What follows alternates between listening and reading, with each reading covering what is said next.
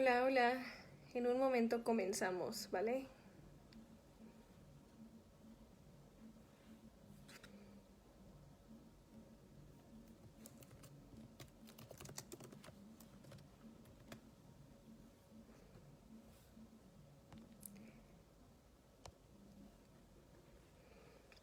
Ok, en un segundito empezamos.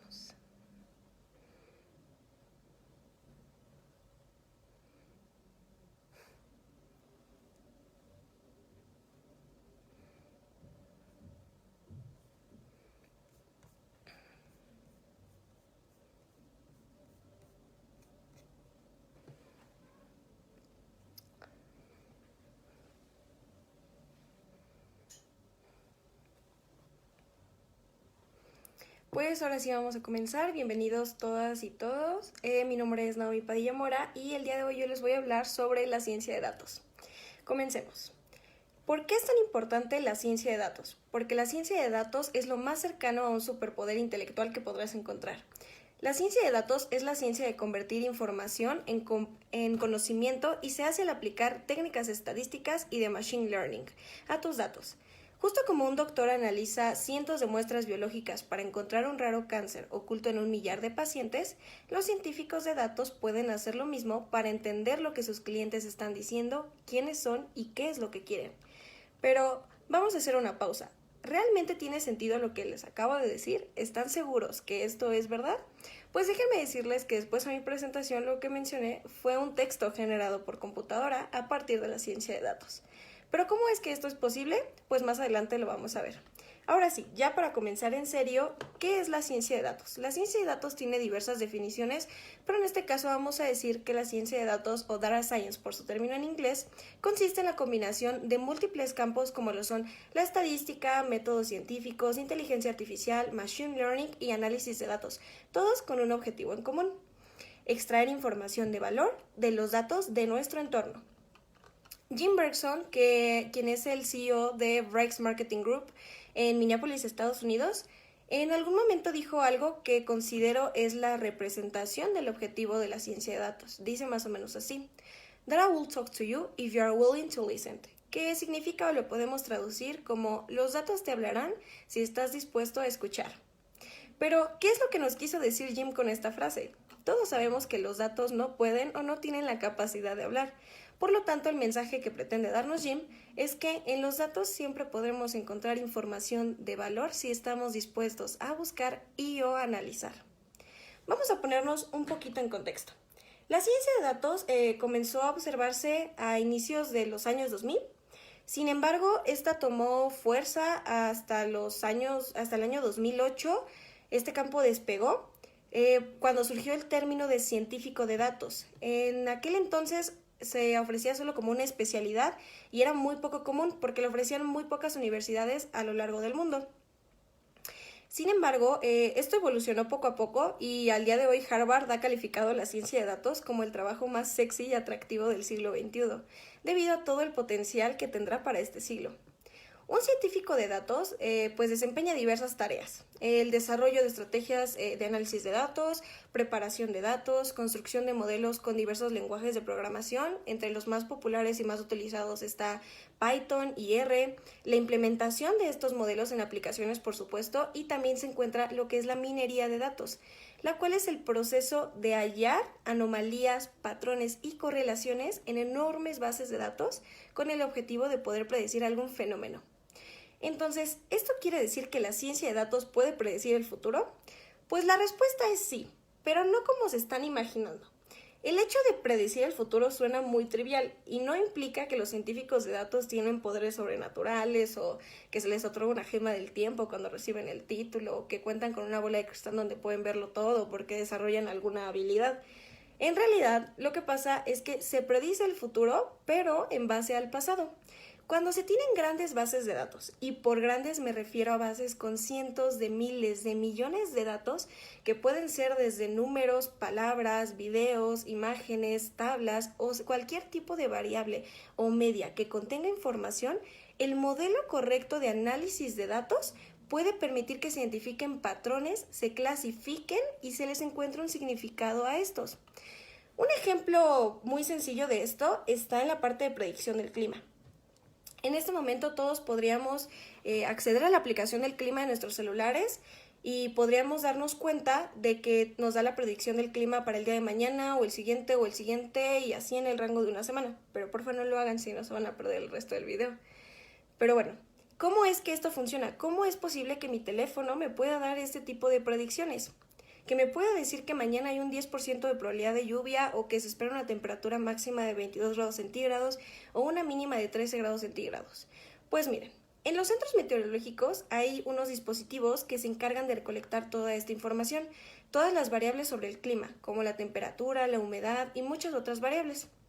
Al someter estos datos, junto con todos los datos de días, semanas, meses, años pasados, a un modelo de análisis de datos es que se obtienen las predicciones en base a patrones observados. Es decir, si han pasado 2 semanas en las que llueve a diario o casi a diario y se detectan altos niveles de humedad, la predicción indicará que hay cierta probabilidad de lluvia, una probabilidad alta. Y si observamos un comportamiento similar el año anterior y el anterior y así nos vamos sucesivamente, pues la posibilidad irá aumentando. ¿Vale? Otro ejemplo bastante sencillo y común sobre la aplicación de la ciencia de datos está en la predicción del tráfico. Hoy en día todos utilizamos aplicaciones de navegación como Waze o como Google Maps y estas pues tienen la posibilidad de ofrecernos la ruta más rápida u óptima a nuestro destino, pero esto lo hacen gracias a la ciencia de datos. Cuando haces uso de estas aplicaciones, tienes la opción de agregar algún reporte sobre el tráfico. Vas manejando y puedes indicar que hay congestión vial en cierta calle, en tal avenida ocurrió un accidente o que hay cierto obstáculo en el camino. Además de que al ser el celular una clase de sensor de recolección de datos que está conectado a internet, pues va enviando todo este tipo de información al modelo de la aplicación, al algoritmo, y pues este se va actualizando y así te va ofreciendo las rutas y el tiempo que tardarás en recorrerlas de manera bastante precisa.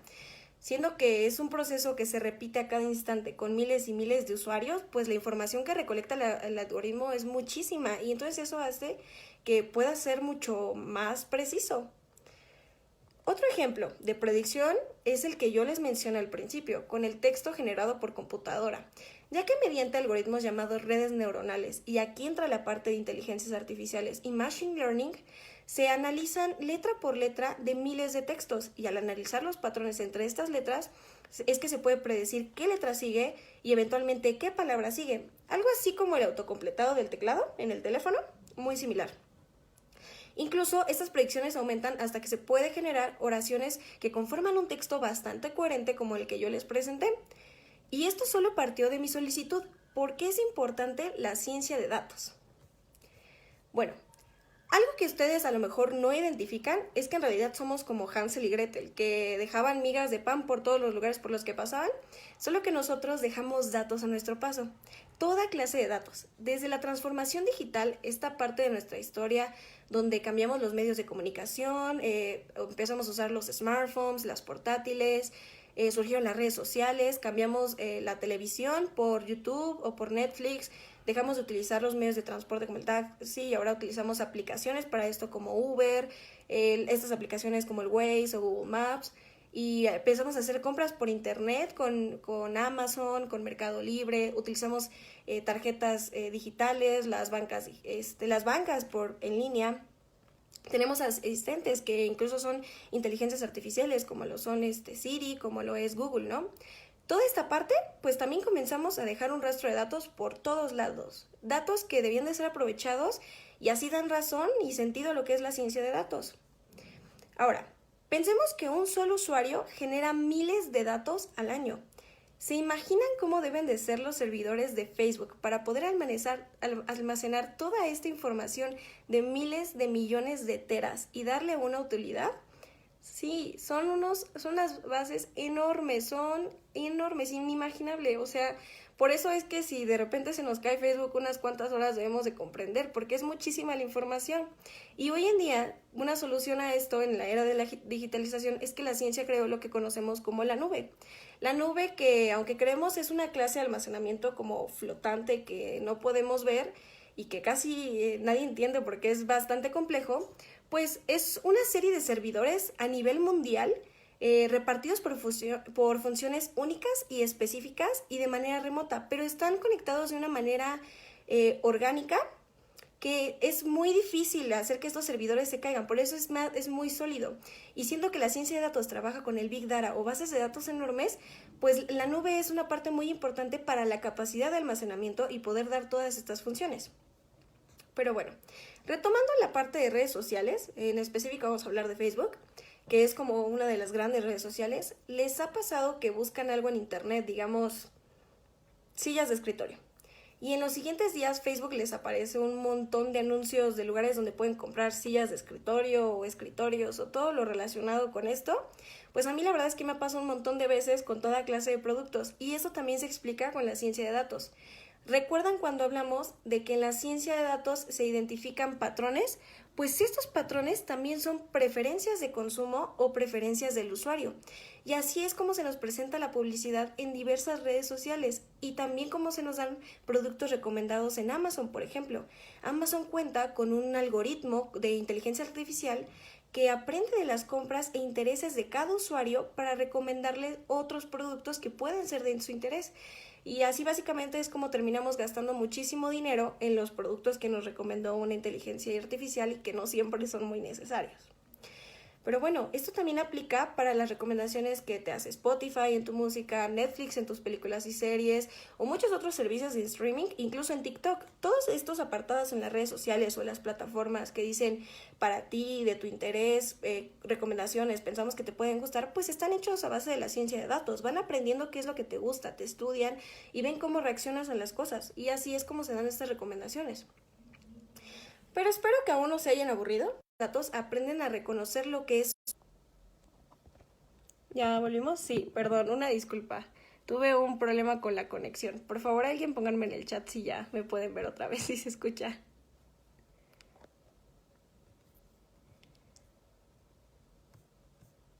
Sí, están ahí.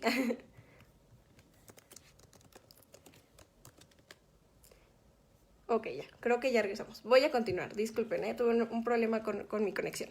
Pero bueno, les decía que estábamos hablando de los filtros de Instagram, de Snapchat y todo esto, y que son gracias a la ciencia de datos, inteligencia artificial y machine learning. Estos algoritmos son diseñados de tal manera que en base a los datos aprenden a reconocer lo que es una cara.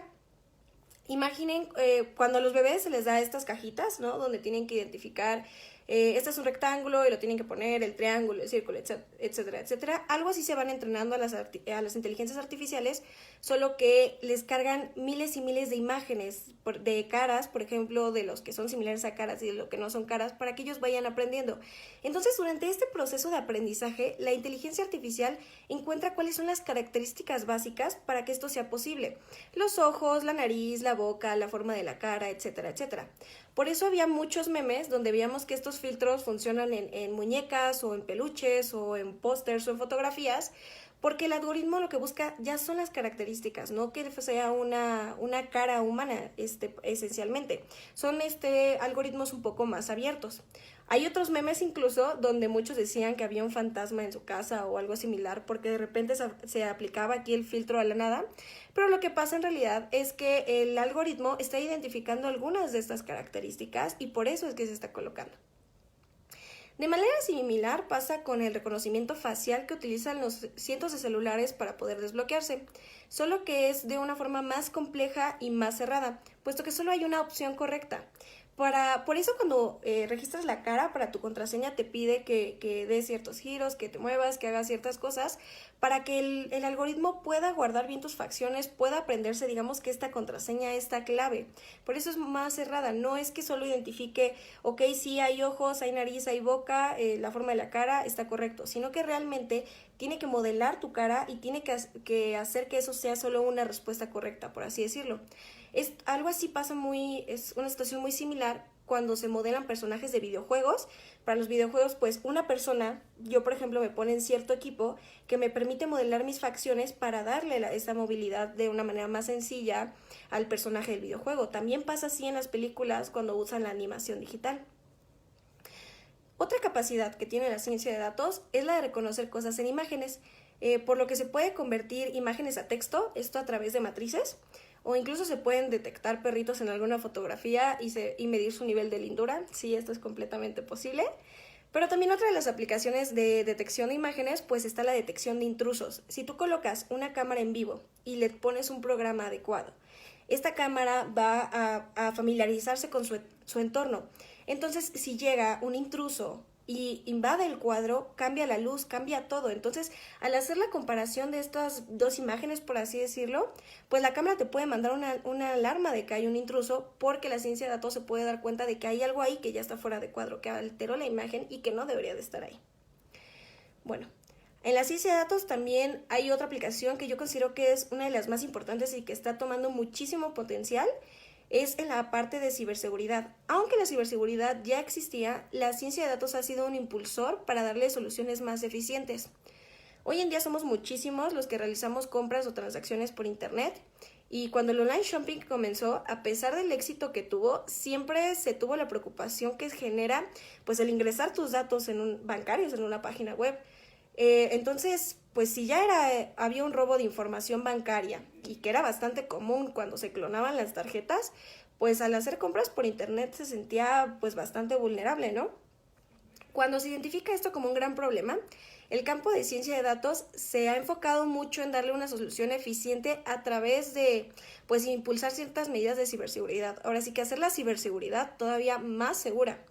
Cuando realizamos una compra por internet, aunque no nos sea visible, esa solicitud de compra pasa de la página web al banco y del banco regresa a la página web, sea si la aprobaron o no. La página web no puede consultar como tal tu estado de cuenta, no puede acceder a tu cuenta bancaria, sino que por eso hace la solicitud al banco que le dice, ok, ¿tiene los fondos o no tiene los fondos suficientes? En este proceso de transacciones de información, en lo que si se aprueba o no se aprueba, estos pueden ser interceptados por hackers o ciberdelincuentes, que así es como realizan el robo de información bancaria, información personal y que incluso deriva en robo de identidad. En esto, tras una recopilación de información y análisis científico sobre la información de incidentes de seguridad, el campo de ciencia de datos ha sido capaz de identificar patrones y estadísticas de millones de incidentes, y con estas se desarrollan estrategias y herramientas de seguridad, como son las tarjetas digitales, estas que tienen un código de seguridad variable y que dura solo cierto tiempo. Además de que también permite usar pruebas de ciberseguridad automatizadas. Gracias a la inteligencia artificial y machine learning, ya no es necesario que un operador esté atento de cada transacción, sino que ya de forma autónoma se pueden realizar. Una de las soluciones a base de la ciencia de datos en esta parte de la ciberseguridad es la criptografía, la cual permite encriptar estas transacciones de tal forma que es casi imposible que un hacker o ciberdelincuente pueda desencriptarlas. Imagínense como si mandaran una caja por mensajería y le ponen un montón de candados súper reforzados, y esto va a impedir que el contenido sea extraído. Por eso hoy en día es mucho más seguro realizar todo este tipo de transacciones. Pero bueno, para este momento ya les he contado bastante sobre lo que es la ciencia de datos, los científicos de datos, las aplicaciones y ejemplos. Ahora es tiempo de hablar de una aplicación de ciencia de datos con la que todos tuvimos un contacto muy cercano y aún lo tenemos.